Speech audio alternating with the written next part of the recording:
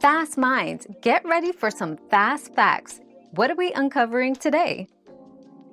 Many over-the-counter cough syrups contain ingredients that aren't safe during pregnancy, like alcohol, caffeine, or certain antihistamines.